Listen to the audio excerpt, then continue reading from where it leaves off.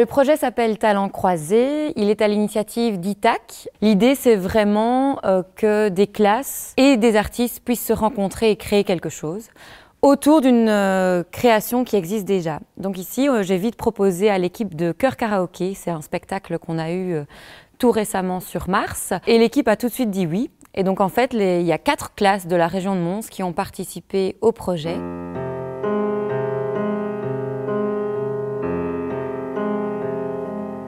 L'auteur du spectacle, donc, qui est Victor Rachet, et Sam Darmé, le comédien, ont rencontré les élèves pour créer des scènes. Je vais aussi prendre un peu de temps sur chaque scène pour rebosser un petit peu, quoi. Ici, en fait, on est dans la phase finale du projet, c'est-à-dire que toutes les classes viennent pour 3 heures de répétition dans la salle de répétition du Théâtre Le Manège pour se préparer au grand final de vendredi. Comment vous vous sentez?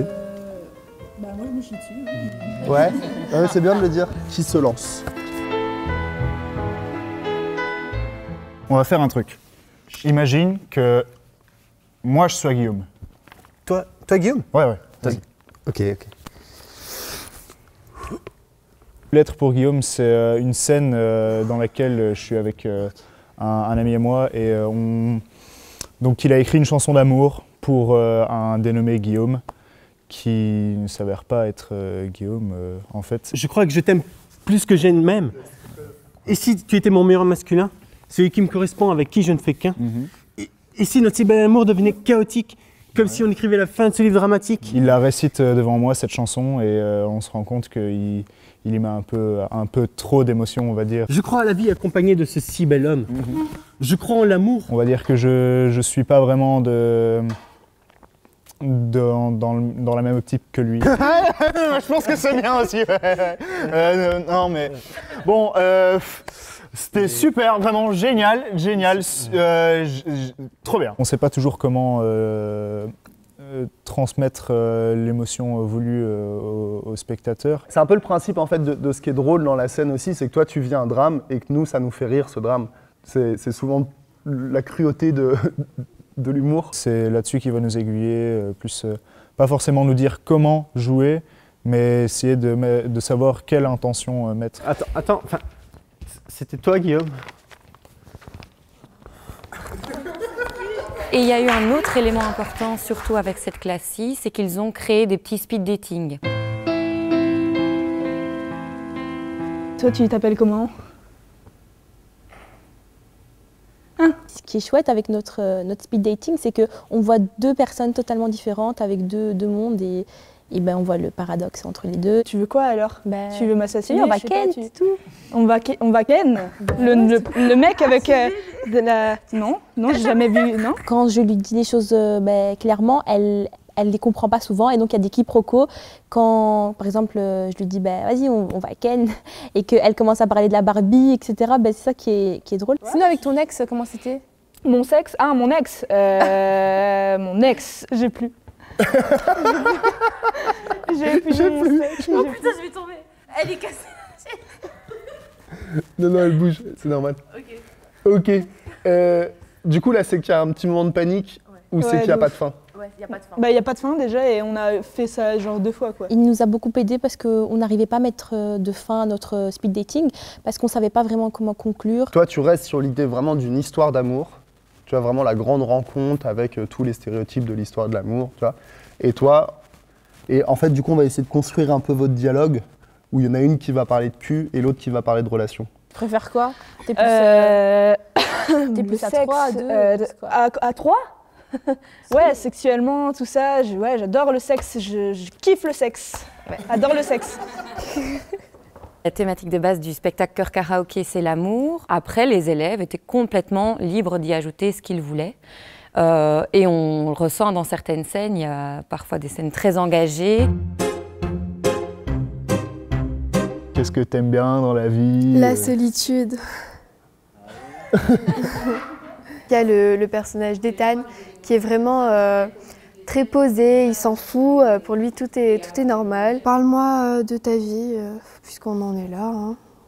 Combler le vide. Et puis il y a mon personnage du coup, qui est plus une femme qui n'a pas envie d'être là. Du coup voilà, quand j'étais petite, j'adorais faire de l'équitation. Petite? Petit, tu veux dire petit. Ah non, petite, ouais. Petite. Non, petite.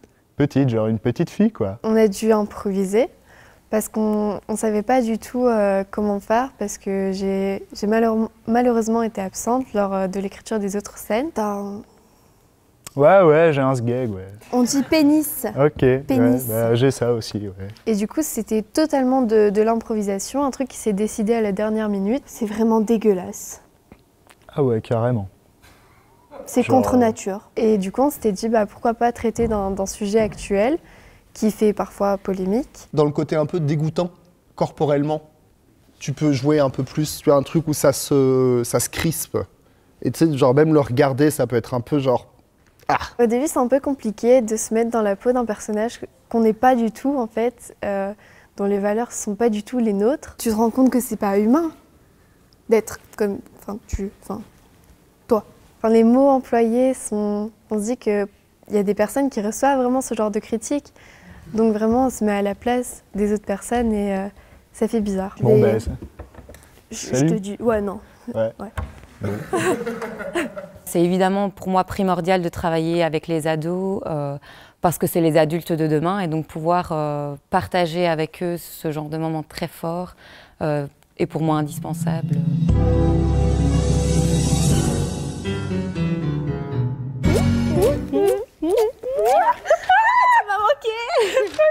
C'est l'histoire donc de deux filles, c'est deux meilleures amies. Je ne voyais que son sourire. Pour moi, rien n'était plus que parfait. Et après, j'ai appris qu'il me trompait, tandis qu'il me disait que ça allait s'arranger. T'as vu, c'est bien, hein? T'as trompé. La première fille, elle s'est fait tromper par son mec et on se rend compte que c'est avec sa meilleure amie que son mec l'a trompée. Tu sais ce que j'ai retrouvé dans son lit? Non, j'y étais pas. À chaque fois qu'on la joue, c'est un petit peu différent. Je crois que la dernière fois, on avait fait un truc où tu lâchais une info que tu pouvais pas, tu pouvais pas avoir l'information si c'était pas toi qui avais couché avec lui. Et il m'a dit même qu'elle était trop moche. Donc je suis sûre C'est pas ce qu'il m'a dit, hein. Quoi? Enfin, c'est pas ce qu'il t'a dit. C'est pas ce qu'il t'a dit? Non, pas dit. Le fait de continuer à improviser, ça apporte que... Enfin déjà, on n'est jamais sûr de ce que l'autre va dire. Et par rapport à ce que l'autre va dire, on va dire quelque chose de différent. Rentrer dans sa chambre pendant qu'elle dort et l'étrangler. Non? Mais si! Mais non! Si! Non! Si! C'est moi! C'est toi quoi? C'est pas elle! J'ai couché avec ton mec. Donc, il t'a menti. Ah, Britney, ça va? Bah, ça va. En fait, je suis sur scène avec ma meilleure amie et elle veut me présenter un garçon qu'elle a rencontré en soirée. Gabriel. Ah, très moderne. Et donc, elle me le décrit physiquement et tout, et moi, je veux le rencontrer. Je ne te l'ai pas encore dit, mais... Toi et moi, c'est pour la vie. Comment tu sais? Ça fait 4 fois que tu me l'as dit, cette lettre. À un certain moment, elle commence à faire des fautes et je comprends au fur et à mesure que, en fait, c'est une fille. T'es en train de me dire que t'aimes bien les nénettes et pas les bites. Et que moi, je suis homophobe, que je suis vraiment dans la religion. Tu dégoûtes tellement. Ah, en plus, c'est contagieux. Je sens que ça envahit mon âme. Oh, purée. Quand tu commences à te sentir mal, la respiration, tu as le tu as le putain, d'y aller vraiment dans le corps de et vraiment d'y aller dans du dégoût quoi. Et très très bien le côté religieux et tout, mon âme est corrompue, enfin tout ça c'est merveilleux. T'en fais un peu trop, non? J'en fais un peu trop. Pour toi, c'est normal de sortir avec une meuf? Bah oui, c'est de l'amour. Vu que je trouvais vraiment rien parce que c'est pas dans mes valeurs, j'ai été voir sur internet, j'ai été voir 2-3 personnes qui étaient homophobes. Franchement, ça m'a dégoûtée. Mais bon, fait avec, quoi. C'était très dur l'écriture de cette scène. Mais tu sais quoi, j'espère que tu vas pourrir en enfer avec Satan et que tu sortiras jamais, que tu iras jamais au paradis, ok? Mais vous avez bien bossé, c'est cool. Les scènes, elles ont bien augmenté. Et vous stressez pas sur le texte. Faut mieux que vous vous répondiez vraiment et que vous restiez ensemble par duo plutôt que de dire bien le texte parce que personne ne va vérifier le texte. C'est vous qui l'avez écrit. De participer à un projet comme ça, je pense que ça les implique totalement dans le processus de création, de l'écriture à la mise en scène, à l'acteur public, parce que le théâtre, il n'y a rien à faire, il y a les acteurs qui sont sur scène, mais le public fait tout. C'est vraiment une prise de conscience du monde artistique.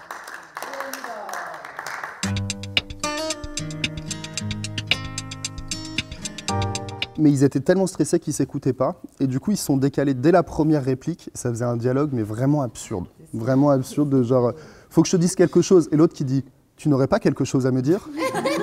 Et tu fais, bah, c'est ce qu'il vient de dire, oui.